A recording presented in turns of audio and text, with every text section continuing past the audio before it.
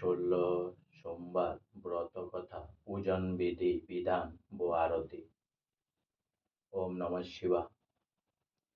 तांत्रिक शिव पूजन जंत्र। सोमवार का व्रत चैत्र वैशाख सावन माघ शीर्ष कार्तिक मास में आरंभ किया जाता है। साधारणतः इस व्रत को सावन मास में आरंभ करें। व्रत रखने वाले स्त्री पुरुष को चाहिए कि सोमवार को प्रातः काले तिल का तेल लगा के स्नान करे, विधि पूर्वक शिव जी का पूजन करे, षोडश उपचार से पूजन कर कम से कम एक माला भगवान शिव का पंचाक्षर मंत्र ओम नमः शिवाय का जप करे। मंत्र से पहले ओम लगाना अनिवार्य है। इससे यह मंत्र 6 अक्षरों वाला हो जाता है। इस मंत्र का जप समस्त कामनाओं को पूर्ण करने वाला है। बहुत स्लो सोमवार तक करे, फिर उद्यापन करे। इस व्रतों के प्रभाव से सभी प्रकार के सुखों की प्राप्ति होती है। पति की कामना से यदि इसे करना करे तो उसकी मनोकामना पूर्ण होती है। सोमवार का व्रत साधारणतया दिन के तीसरे पहर तक होता है। व्रतों में केवल एक ही समय भोजन करना चाहिए। सोमवार के व्रत 3 प्रकार के हैं: साधारण प्रति सोमवार, सोम प्रदोष और षोलो सोमवार। पूजा विधि तीनों की एक जैसी है। शिव पूजन के पश्चात कथा सुननी चाहिए। सोमवार प्रदोष व्रत तथा षोलो सोमवार तीनों की कथाएं अलग अलग है, जो आगे लिखी गई है। सोमवार व्रत कथा प्रारंभ। एक नगर में एक साहूकार रहता था। उसके घर में किसी चीज की कमी नहीं थी, परंतु वह पुत्र ना होने के कारण बहुत दुखी था। पुत्रों की कामना के लिए वह प्रत्येक सोमवार शिव जी का व्रत और पूजन किया करता था तथा सायंकाल मंदिर जाकर शिव जी के सामने दीपक जलाया करता था। उसके इस भक्ति भाव को देखकर एक समय माता पार्वती ने शिव जी से कहा, प्रभु, यह साहूकार आपका अनन्य भक्त है, बड़ी श्रद्धा से आपका व्रत और पूजन कर रहा है। आपको इसकी मनोकामना पूर्ण करनी चाहिए। यदि आप ऐसा नहीं करेंगे तो मनुष्य आपका पूजन तथा व्रत क्यों करेंगे? माता पार्वती का ऐसा आग्रह देख शिव जी कहने लगे, हे पार्वती, इसके भाग्यों में पुत्र ना होने पर भी मैं इसको पुत्रों की प्राप्ति का वर देता हूँ, परंतु वह पुत्र 12 वर्ष तक ही जीवित रहेगा। माता पार्वती और भगवान शिव का यह वार्तालाप साहूकार सुन रहा था। इससे उसको ना तो प्रसन्नता हुई और ना ही दुख हुआ। वो पूर्वों की तरह शिव जी का व्रत और पूजन करता रहा।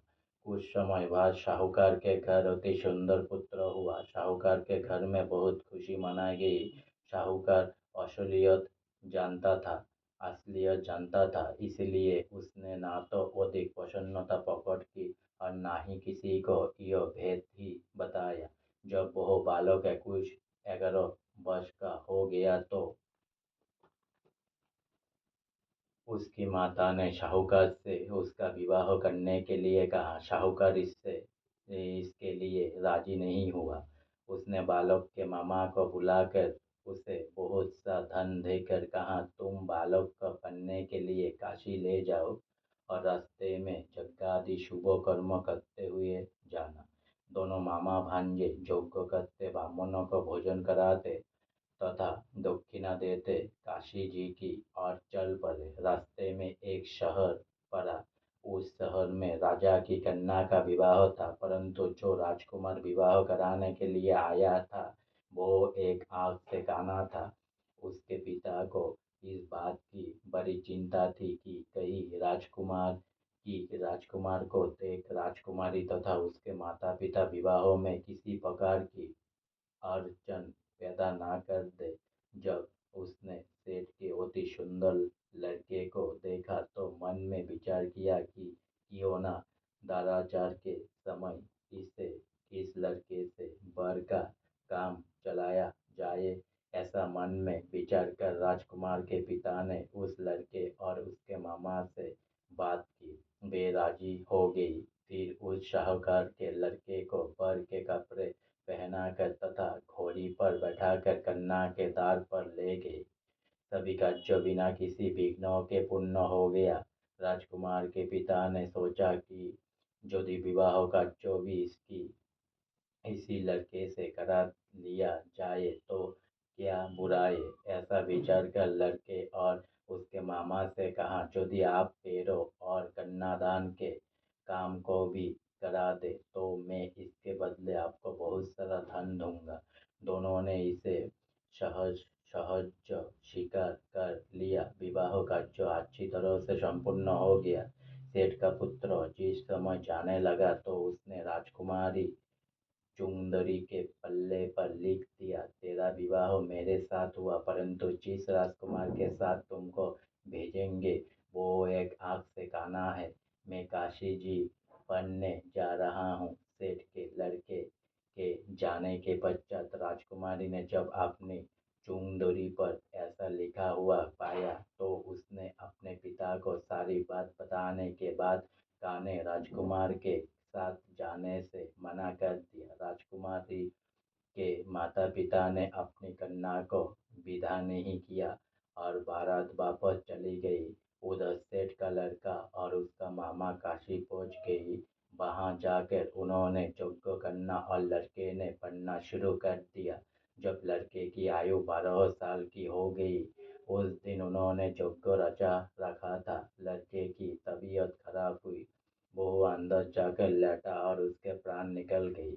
जब उसके मामा ने आकर देखा कि उसका भांजा मृत पड़ा है तो उसको बड़ा दुख हुआ। उसने सोचा कि अगर मैं अभी रोना पीटना मचा दूंगा तो यज्ञ का कार्य अधूरा रह जाएंगे। अंत उसने जल्दी से यज्ञ का कार्य समाप्त करवाकर ब्राह्मणों के जाने के बाद रोना पीटना शुरू कर दिया। संयोगवश उसी समय शिव पार्वती उधर से जा रहे थे। रोने और विलाप करने की आवाज सुनकर के वहां पहुंच गए। उन्होंने पाया कि वहां एक लड़का मृत पड़ा था। माता पार्वती कहने लगी, महाराज यह तो उसी सेठ का लड़का है जो आपके वरदान से उत्पन्न हुआ था। शिव जी ने कहा, हे पार्वती इसकी आयु इतनी ही थी। तब पार्वती जी ने कहा, प्रभु इस बालक को और आयु दे दो, नहीं तो इसके माता पिता तरफ तरफ कर मर जाएंगे। माता पार्वती के बार बार आग्रह करने पर शिव जी ने उसको जीवन का वरदान दिया। शिव जी की कृपा से वो लड़का जीवित हो गया। शिव जी और पार्वती कैलाश पर्वत को चले गई। शिक्षा पूर्ण होने पर वो लड़का और उसका मामा उसी प्रकार यज्ञादि शुभ कर्म करते अपने घर की ओर चल पड़े। रास्ते में उसी शहर में आई जहाँ की राजकुमारी से लड़के का विवाह हुआ था। वहां आकर उन्होंने यज्ञ आरंभ कर दिया। उस लड़के ने ससुर वहां के राजा ने उसको पहचान लिया और महल में ले जाकर उसकी बहुत आगमन की तथा बहुत से दास दासियों सहित आदर पूर्वक अपनी राजकुमारी और जमाई को विदा किया। इधर साहूकार तथा उसकी पत्नी अपने पुत्रों को सही सलामत लौट आया देखकर बहुत खुश हुई। जो कहीं सोमवार के व्रतों को धारण करता है अथवा इस कथा को पढ़ता या सुनता है उसकी समाप्त संपूर्ण समस्त मनोकामनाएं पूर्ण होती है तथा इस लोक में नाना प्रकार के सुख भोग कर अंत में सदाशिव के लोक को प्राप्त होता है। सौम्य पदश व्रत कथा। एक विधवा ब्राह्मणी प्रत्येक प्रातः अपने पुत्रों को साथ लेकर भिक्षा लेने जाती और संध्या को लौटती। भिक्षा में जो मिलता उसने अपना कार्य चलाती थी और शिव जी का पदश व्रत भी करती थी। आशुतोष शिव का यह व्रत बहुत तप से रख रही थी जब से महिषी शांडिल्य ने उसे ऐसा करने को कहा था। ब्राह्मणी असल में राजगुरु की पत्नी थी। जब प्रतिकूल समय आया तो राज्यों में विद्रोह हुआ और विद्रोहियों ने उसके पति की निर्दयतापूर्वक हत्या कर दी। पुत्र अभी छोटा था इसलिए उसे ना चाहते हुए भी अपने पति के शव का परित्याग कर भागना पड़ा।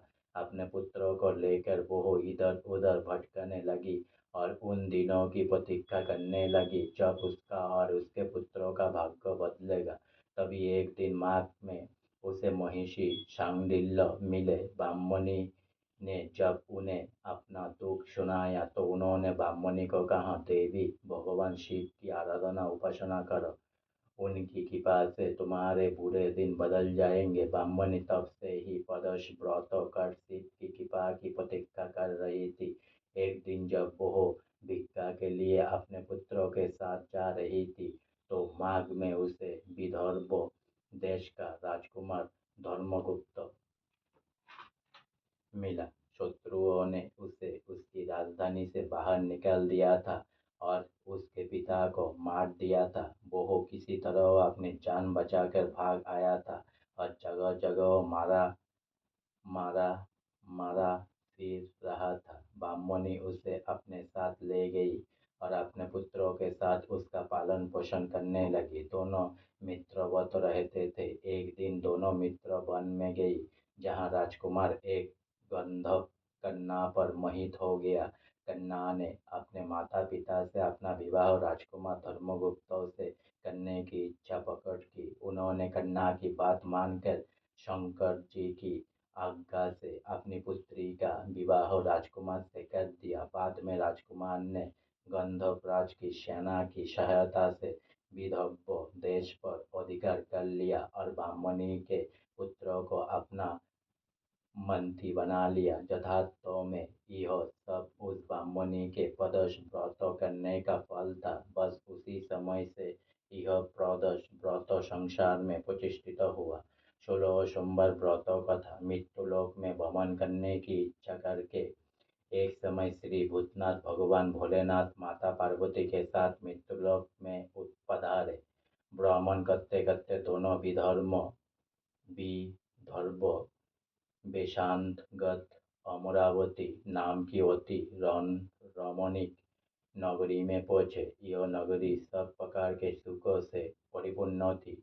उसमें वहां के महाराज द्वारा बनवाया हुआ अति रमणीक शिव जी का मंदिर भी था।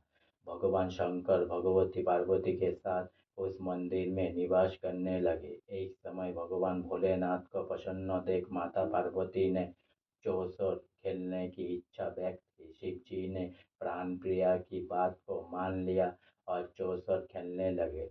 उसी समय मंदिर का पुजारी मंदिर में पूजा करने आया। माता पार्वती ने पुजारी से प्रश्न किया, हम दोनों में से किसकी जीत होगी? वो ब्राह्मण बिना विचारे शीघ्रता से बोल उठा कि महादेव जी की जीत होगी। थोड़ी देर में बाजी समाप्त हो गई और पार्वती जी की विजय हुई। पार्वती जी बहुत क्रोधित हुई और ब्राह्मण को बिना विचार किए बोलने के अपराध के कारण करी होने का श्राप दे दिया। पुजारी करी हो गया। पुजारी को शाप कष्ट भोगते हुए जब बहुत दिन हो गई तब एक दिन देवलोक की अप्सर अप्सरा शिव जी की पूजा हेतु उसी मंदिर में आई और पुजारी से उसके रोगी होने का कारण पूछा। पुजारी ने सारी बात उन्हें बता दी। उन उनमें से एक अप्सरा बोली, हे पुजारी, भगवान शिव तुम्हारे कष्टों को दूर कर देंगे। तुम भक्तिभाव से सब व्रतों में श्रेष्ठ षोडश सोमवार का व्रत किया करो। पुजारी ने जब व्रतों की विधि पूजी तो अप्सरा ने बताया, सोमवार को भक्ति के साथ व्रतों करे, स्वच्छ वस्त्र पहने, संध्या व उपासना के बाद आधा सेर गेहूं का आटा ले, उसके 3 हिस्से करे और घी, दूध, दीप, नैवेद्य, पुंगी फल, बेलपत्र, जेहेनु जोड़ा, चंदन, अक्षत, पुष्प आदि के साथ प्रदोष काल में भगवान शंकर का विधि पूर्वक पूजन करे। तत्पश्चात 3 हिस्सों में से एक शिव जी को अर्पण करे, बाकी 2 को शिव जी का प्रसाद समझकर उपस्थित जनों में बांट दे और आप भी प्रसाद पाए। इस विधि से 16 सोमवार व्रतों करे। 17वें सोमवार को पाप से पवित्र गेहूं के आटे की बाटी बनाई, भगवान भोलेनाथ को भोग लगाकर उपस्थित भक्तों में बांटे। इसके बाद कुटुंब सहित प्रसाद ले। ऐसा करने से आपके सभी मनोरथ पूर्ण होंगे। ऐसा कहकर अप्सरा स्वर्ग को चली गई। ब्राह्मण ने यथाविधि 14 सोमवार व्रत किया तथा भगवान शिव की कृपा से रोग मुक्त होकर आनंदों से रहने लगा। कुछ दिन बाद शिव जी और पार्वती फिर उस मंदिर में पधारे। ब्राह्मण को निरोगी देख पार्वती जी ने ब्राह्मण से रोग मुक्त होने का उपाय पूछा तो ब्राह्मण ने 16 सोमवार व्रतों की कथा सुनाई। पार्वती जी अति प्रसन्न हो ब्राह्मण से व्रतों की विधि पूछकर स्वयं व्रत करने लगी। व्रत करने के फलस्वरूप उनके रूठे पुत्र कार्तिकेय माता के आज्ञाकारी हो गई। उन्होंने अपने हृदय परिवर्तन का भेद माता पार्वती से पूछा, फिर स्वयं भी मित्र मिलन की इच्छा से यह व्रत किया। उसने मित्रों ने जब आकस्मिक मिलन का भेद पूछा तो कार्तिकेय जी ने उन्हें भी 16 सोमवार का व्रत महात्मा बताया। तब मित्रों ने भी यह व्रत किया और भगवान शिव की कृपा से उसका विवाह एक राजकुमारी से हो गया। एक दिन राजकन्या ने पति से प्रश्न किया, हे प्राणनाथ, आपने ऐसा कौन सा भारी पुण्य किया था जिसके प्रभाव से मेरा आपसे विवाह हुआ? ब्राह्मण बोला, हे प्राण प्रिय, मैंने 16 सोमवार व्रत किया था जिसके प्रभाव से मुझे तुम जैसी गुणवती पत्नी प्राप्त हुई। व्रतों की महिमा सुन राजकन्या भी पुत्रों की कामना करके व्रत करने लगे। शिव जी की दया से उसके गर्भ से एक अति सुंदर, सुशील, धर्मात्मा और विद्वान पुत्र उत्पन्न हुआ। माता पिता दोनों उस देव पुत्र को पाकर अति प्रसन्न हुई और उसका लालन पालन भली प्रकार से करने लगी। जब पुत्र समझकर हुआ तो माता पिता को देखकर बहू भी राज्याधिकार पाने की इच्छा से हर सोमवार को व्रत करने लगा। व्रत शुरू होने के बाद ऐसे संजोग बने कि पड़ोसी राजा की पुत्री के साथ उसका विवाह हो गया। वृद्ध राजा के दिवंगत हो जाने पर इसी ब्राह्मण युवक को सिंहासन पर बैठाया गया, क्योंकि दिवंगत राजा के कई पुत्र नहीं था। राज्यों का उत्तराधिकारी होकर भी वह ब्राह्मण पुत्र 16 सोमवार का व्रत करता रहा। जब 17वां सोमवार आया तो विप्रपुत्रों ने अपनी प्रियतमा से पूजन सामग्री लेकर शिव पूजा के लिए शिवालय चलने को कहा, परंतु उसकी पत्नी ने उसकी आज्ञा की परवाह न की। दास दासियों द्वारा सब पूजन सामग्री शिवालय भिजवा दी, परंतु आप नहीं गई। जब राजा ने शिव जी का पूजन समाप्त किया तब आकाशवाणी हुई, हे राजा, अपनी रानी को राजमहल से निकाल दे, नहीं तो यह तेरा सर्वनाश कर देगी। आकाशवाणी सुनकर राजा के आश्चर्य का ठिकाना नहीं रहा। ना चाहते हुए भी राजा ने अपनी पत्नी को राजमहल से निकाल दिया। रानी दुखी हृदय से भाग्य को कोसती हुई नगर के बाहर चली गई। वो एक ग्राम में पहुंची। वहां एक बुढ़िया सूत काट कर बेचने जाती थी। रानी की करुण दशा देखकर बहू बोली, चल तू मेरे सूत बिकवा दे, मैं वृद्ध हूँ, बोझ नहीं उठाया जाता। रानी ने बुढ़िया के सिर से सूत की गठरी उतारकर अपने सिर पर रख ली। तभी तेज आंधी आई और बुढ़िया का सूत पोटली सहित उड़ गया। बुढ़िया ने भी उसे अपने घर से निकाल दिया। इसके बाद रानी एक थैली के घर गई। शिवजी के प्रकोप के कारण थैली के सब मटके उसी क्षण चटक गई। थैली ने भी रानी को अपने घर से निकाल दिया। अनंत दुख पाती हुई रानी एक नदी के तट पर गई तो नदी का समस्त जल सूख गया। तत्पश्चात रानी एक वन में गई। वहां जाकर सरोवर में सीढ़ी से उतरकर पानी पीने गई। उसके हाथ का स्पर्श होते ही सरोवर का नीलकमल के समान जल असंख्य कीड़ों से भर गया। रानी ने भाग्य पर दोषारोपण करते हुए उस जल को पीकर पेड़ की शीतल छाया में विश्राम करना चाहा, परंतु रानी जिस पेड़ के नीचे जाती उस पेड़ के पत्ते तत्काल गिर जाते। ग्वालों ने अपने गोसाई जी से, जो उस जंगल में स्थित मंदिर में पुजारी थे, यह बात बताई। ग्वाले रानी को गोसाई जी के पास लाए। रानी की मुख कांति और क्लांति और शरीर शोभा देख गोसाई जी जान गए कि यह अवश्य ही कोई विधि की गति की मारी कुलीन स्त्री है। पुजारी ने रानी से पूछा, हे पुत्री, तुम्हारे ऊपर कौन से देवता का कोप है जिससे तुम्हारी ऐसी दशा है? पुजारी की बात सुनकर रानी ने शिवजी महाराज के पूजन का बहिष्कार करने की बात बताई। तो पुजारी शिवजी महाराज की अनेक प्रकार के स्तुति करते हुए रानी से बोले कि पुत्री, तुम सब मनोरथ पूर्ण करने वाले श्लोक सोमवार व्रतों को करो। उसके प्रभाव से अपने कष्टों से मुक्त हो सकोगी। गोसाई जी की बात मानकर रानी ने 16 सोमवार व्रत किए और 17वें सोमवार को विधि विधान सहित पूजन किया। उस पूजन के प्रभाव से राजा के हृदय में विचार उत्पन्न हुआ कि रानी को गई बहुत समय व्यतीत हो गया, न जाने कहाँ कहाँ भटकती होगी, उसे ढूंढना चाहिए। यह सोच रानी को तलाश करने के लिए राजा ने चारों दिशाओं में दूत भेजे। वे दूत रानी को ढूंढते हुए पुजारी के आश्रम में पहुंचे। वहां रानी को पाकर पुजारी से रानी को अपने साथ ले जाने का आग्रह करने लगे, परंतु पुजारी ने मना कर दिया। दूत चुपचाप लौट आई और महाराज को रानी का पता बतलाया बताया। रानी का पता पाकर राजा स्वयं पुजारी के आश्रम में गई और पुजारी से प्रार्थना करने लगी, महाराज, जो देवी आपके आश्रम में रहती है वो मेरी पत्नी है। शिवजी के कोप से मैंने इनको त्याग किया था। आप इस पर से शिव जी का प्रकोप शांत हो गया है, इसलिए मैं इन्हें लेने आया हूँ। आप इनको मेरे साथ जाने की आज्ञा दीजिए। गोसाई जी ने रानी को राजा के साथ जाने की आज्ञा दे दी।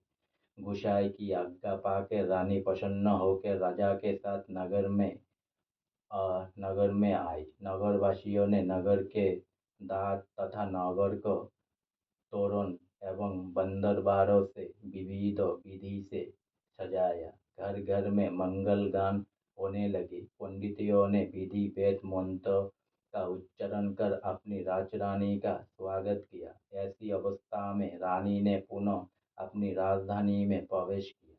महाराज ने ब्राह्मणों को अनेक तरह से दानादि देकर तुष्ट किया। इस प्रकार शिवजी की कृपा से अनेक सुखों को भोगने के पश्चात दोनों शिवपुरी को पधारे। जो मनुष्य मनसा वाचा कामना भक्ति सहित 16 सोमवार का व्रत एवं पूजन इत्यादि विधिवत करता है, वह इस लोक में समस्त सुखों को भोग कर अंत में शिवधाम को प्राप्त होता है। यह व्रत सब मनोरथों को पूर्ण करने वाला है। इति श्री श्लोह सोमवार व्रत कथा। सोमवार की आरती। आरती करत जनक कर जोरे, बड़े भाग्य राम जी घर आए मोरे। जीत स्वयंवर धनुष चढ़ाई, सब भूपन के गर्भ मिटाई।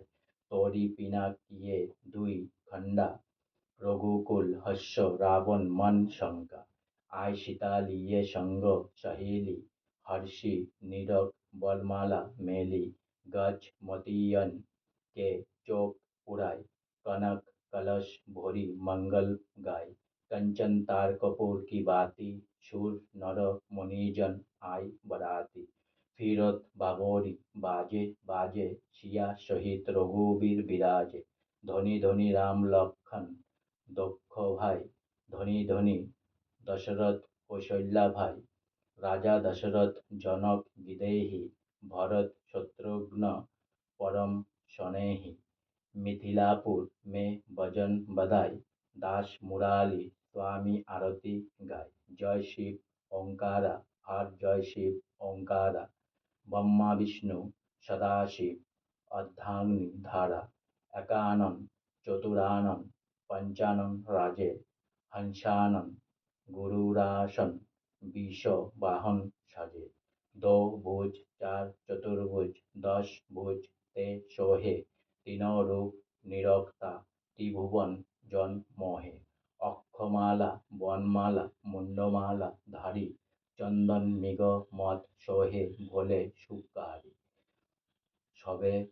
পীতাম্বর পীতাম্বর ভাগম্বর অঙ্গে শনকাদিক ব্রহ্মাদিক ভূতাদিক সঙ্গে করকে মধ্য করমণ্ডল চক্র ত্রিশূল ধাতা জগকর্তা জগভর্তা জগ সংহারকর্তা ব্রহ্মা বিষ্ণু সদাশিব জানত অবিবেকা प्राण भास्कर के मध्य हे तीनों एका त्रिगुण शिव जी की आरती जो कोई नर गावे कहत शिवानंद स्वामी मन वांछित फल पावे इति त्रिगुण शिव जी की आरती। आज के আমার শিব জি কি ১৬বার সোমবার ব্রত কথা পূজন বিধি বিধান ও আরতি এখানেই সমাপ্ত হলো।